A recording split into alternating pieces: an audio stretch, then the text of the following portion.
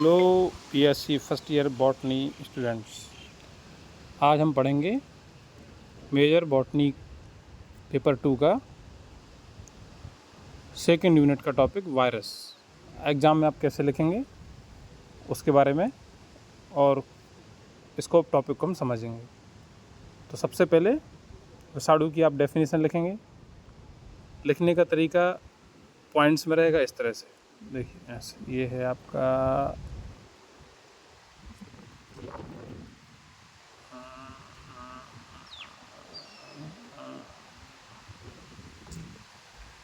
यहाँ से विषाणु की परिभाषा या वायरस है ना। विषाणु ऐसे अकोशिकीय संक्रामक कण है। अकोशिकीय मतलब ए सेलुलर, सेलुलर नहीं होते, जिनमें डीएनए या आरएनए आनुवंशिक पदार्थ और प्रोटीन कोड पाया जाता है।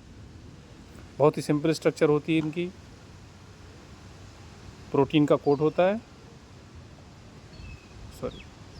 प्रोटीन का कोड होता है और उसके अंदर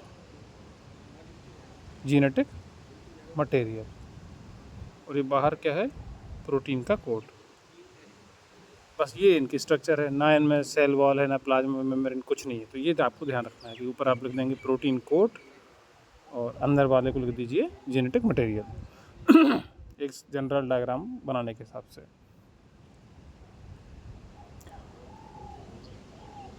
सबसे पहले हम टॉपिक को समझ लेते हैं। लिखने का तो ये तरीका रहेगा कि सबसे पहले आप डेफिनेशन लिखेंगे ऊपर, उसके बाद उनके सामान्य लक्षण कि ये अति सूक्ष्म आकार है ना। तो विषाणु अत्यंत सूक्ष्म होते हैं, सामान्य सूक्ष्मदर्शी से नहीं देखा जा सकता।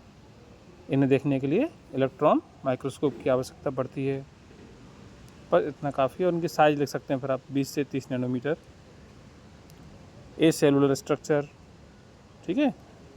आप चाहें तो सीधा ये भी लिख सकते हैं कि विषाणु में कोशिका भित्ति, कोशिका द्रव्य तथा कोशिका अंग नहीं पाए जाते। यदि आपको ये हेडिंग याद नहीं रहती तो कोई बात नहीं। न्यूक्लियम और प्रोटीन से इनका शरीर बना होता है। डीएनए आरएनए में से कोई एक पाया जाएगा, दोनों साथ में नहीं पाए जाएंगे।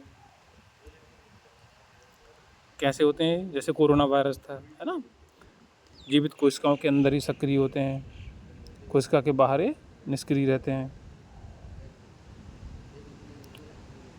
अगला पॉइंट, इन्हें हम क्रिस्टल में परिवर्तित कर सकते हैं और यह गुण जीवित जीवों में सामान्यतः नहीं पाया जाता है। तीव्र प्रजनन क्षमता पाई जाती है,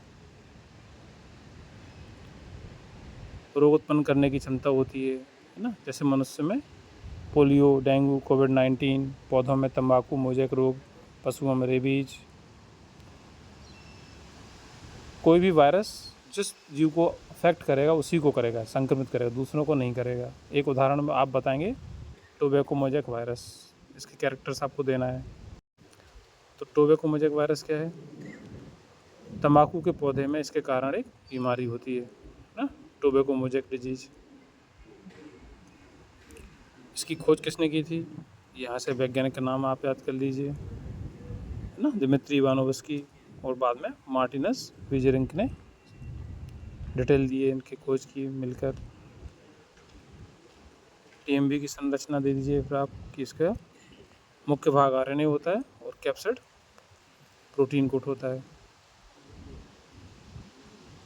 फिर आप इसकी स्ट्रक्चरल विशेषताएं दीजिए कि टीएमबी रॉड शेप्ड होता है, लंबाई इतनी होती है, चौड़ाई इतनी होती है, सिंगल स्टैंडर्ड आरएनए पाया जाता है, प्रोटीन यूनिट्स का बना होता है।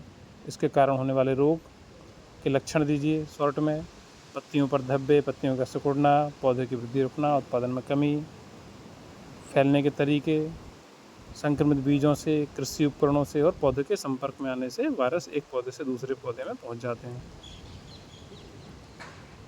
इसके बाद आप निष्कर्ष तो ज़रूरी नहीं है और ये डायग्राम बनाना आवश्यक नहीं है, ये समझाने के लिए आप इस चित्र से अच्छे से, चित्र देखकर जल्दी याद हो जाता है।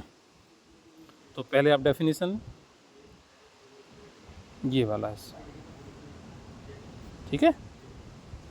विषाणु अत्यंत सूक्ष्म संक्रामक कण होते हैं जो केवल जीवित कोशिकाओं के भीतर ही वृद्धि और प्रजनन कर सकते हैं। जीवित कोशिका के बाहर ये निष्क्रिय रहते हैं, जबकि कोशिका के अंदर सक्रिय होकर अपनी संख्या बढ़ाते हैं। ये परिभाषा यहाँ से भी लिख सकते हैं, ये भी एक प्रकार से परिभाषा ही है। फिर विषाणुओं के सामान्य लक्षण, ये यहाँ से आपको बड़ी आसानी से याद हो जाएंगे। सूक्ष्म आकार, कोश की संरचना, डीएनए आरएनए में से कोई एक, अनिवार्य परजीवी, क्रिस्टल बनाने की क्षमता, तीव्र प्रजनन क्षमता, रोग उत्पन्न करने की क्षमता और मेजबान विशिष्टता, ये इनके लक्षण है। डायग्राम नहीं चाहिए इसमें से, ठीक है।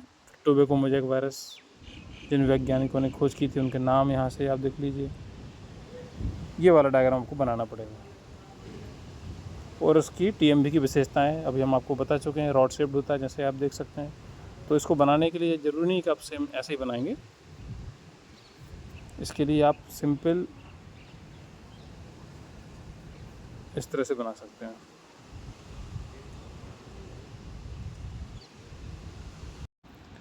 आप डायग्राम कुछ इस तरह से बना सकते हैं।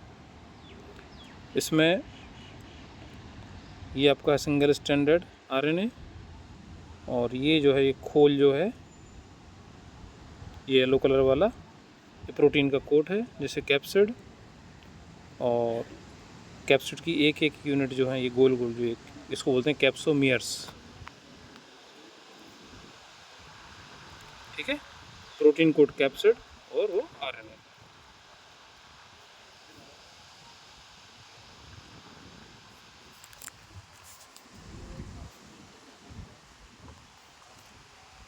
इसके बाद टीएमवी द्वारा उत्पन्न लक्षण ये नीचे दिए हुए हैं, ठीक है। संक्रमण फैलने के तरीके भी नीचे दिए हुए हैं। बस इतना आप लिख देंगे तो आपका आंसर कंप्लीट हो जाएगा।